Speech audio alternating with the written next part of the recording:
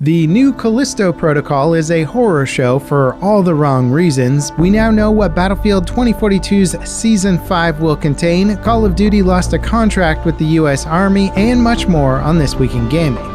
Hey guys, Level Cap here. Sci-fi horror shooter and Dead Space spiritual successor, the Callisto Protocol, had a mountain of hype leading up to its launch this week. Unfortunately for PC players, the experience has been far from ideal. User and critical reviews are rife with complaints of stuttering and performance issues on PC. It's so bad, the Steam review rating for the game is mostly negative, with almost universally negative reviews from thousands of players. However, the console version of the game fared much better. This has led many to assume that the game's shader compilation implementation is the root of the issue. In a nutshell, modern games cache specific render info as you play. This helps save memory, speeds up rendering, and is generally very beneficial.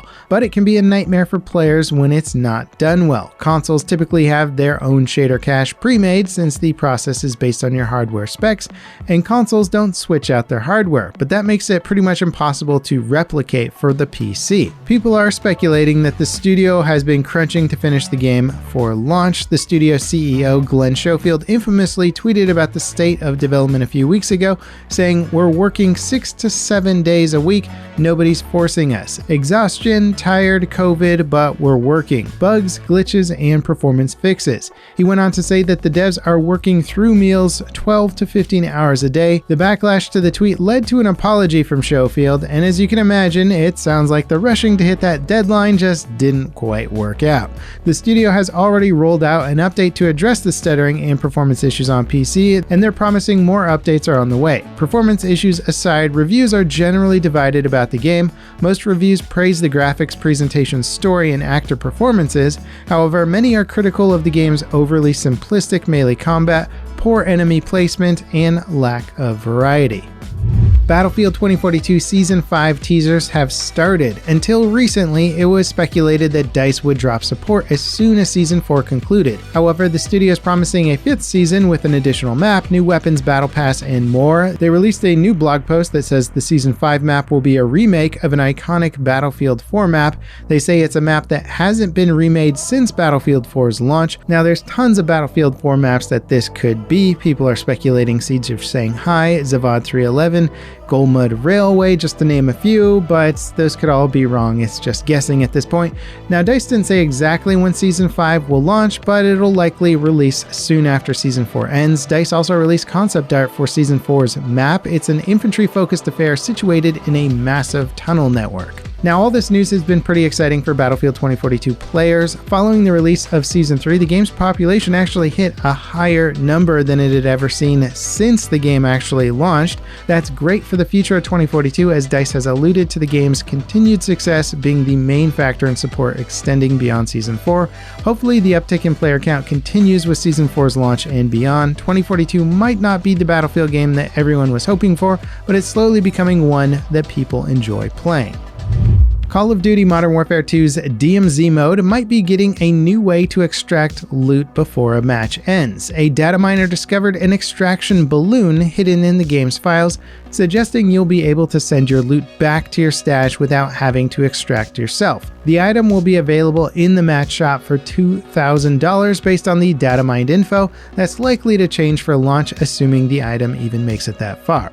In other Call of Duty news, Activision Blizzard's explosive workplace harassment scandal might have cost them an incredibly lucrative deal with the US Army. A report from Motherboard, based on documents from an FOIA request, shows an advertising deal between the US government and Activision was in the works before the scandal made headlines. It was a $1 million sponsorship of Twitch's historically black colleges and universities showdown event. $150,000 of the deal was going to be used to sponsor Call of Duty creators and voice actors from the game to promote the event, and an additional $300,000 was allocated for Team Optic to familiarize the organization's fans on Army values and opportunities. The deal was canceled in August 2021 before it went into play due to legal proceedings surrounding Activision. Now, back in 2020, the Army tried having paid personalities on Twitch playing Warzone to promote enlistment on the US Army esports channel. That, as expected, backfired spectacularly, with the chat spamming stuff like war crimes thousands of times a minute. It got so bad that the Army was accused of violating free speech by banning viewers, and it even became a discussion point in Congress.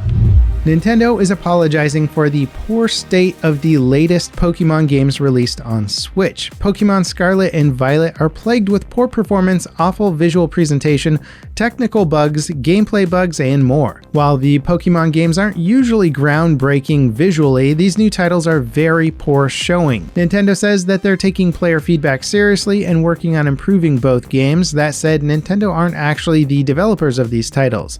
That would be Game Freak. Nintendo, Game Freak, and Creatures Incorporated collectively own the rights to Pokemon and break up the development of the franchise's games, shows, movies, trading cards, and other merchandise between themselves. The issues with Scarlet and Violet likely stem from the pandemic and being developed alongside Pokemon Legends Arceus, which was released earlier this year. Tactical RTS Company of Heroes 3 is launching with downloadable mods on February 22nd.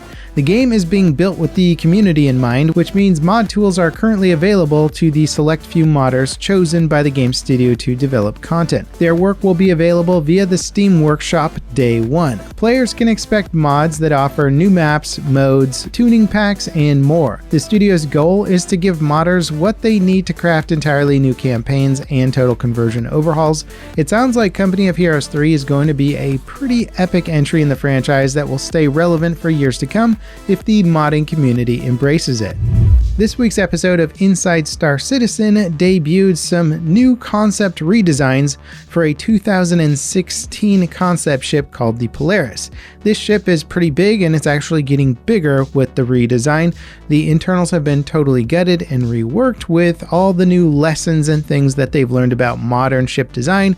The Polaris has some cool stuff like a really cool looking bridge and a large hangar that can fit a Saber-sized ship. It is not coming anytime soon, but it is neat that they've sort of locked in the final size and internal design. Now on the forums, a developer posted about the upcoming 3.18 patch, which will contain the game's linchpin persistence technology. The dev mentioned that a wipe, what looks like a full character wipe, is coming when the patch hits live. Due to the massive rework of the game engine with this patch, this was partially expected but is now confirmed. Everything that you may or may not have been grinding for and building reputation for will be gone when the patch hits the live servers. The now regularly leaked Evocati patch notes for the 3.18 testing show that they are making considerable progress getting the game into a playable state. Before we get to our next story, I'd love to hear you guys weigh in on the 1-year anniversary of Battlefield 2042's launch. Has your opinion of the game changed at all? Are you playing through the seasonal updates and Battle Pass? Let us know in the comments. Google Stadia hardware refunds are rolling out. The search engine and internet advertising giant officially killed the game streaming service in September. It's going offline on January 18th. All purchases are being refunded since users will lose access to everything when those servers go offline because it's, well, a game streaming service. People that purchase Stadia hardware like a controller or Google TV dongle should be getting an email with their refund now. If you haven't gotten yours yet, they have an official support document that you can check for more info. Google is no stranger to killing products. Killed by Google is a third-party site that maintains a virtual graveyard of the company's here and gone services. These include YouTube Originals, Hangouts, Cardboard, Could Print, Play Music, Google+, and dozens of other products. Stadia isn't even the latest entry on the list. However, its shutdown highlights the core issue with all game streaming services. If the servers go offline, so does all of your content. It's one of the more extreme examples of paying for something that you don't own. It'll be interesting to see how other streaming services like Amazon Luna and GeForce Now adapt to the renewed scrutiny of their concept in the wake of Stadia's demise. Now, if you want a deeper dive and even some theory crafting into Battlefield Season 5's content, with also some more details on what's coming in Season 4, check out this video right here. As always, guys, thanks for watching, and I'll catch you next time. This is Level Cap signing off.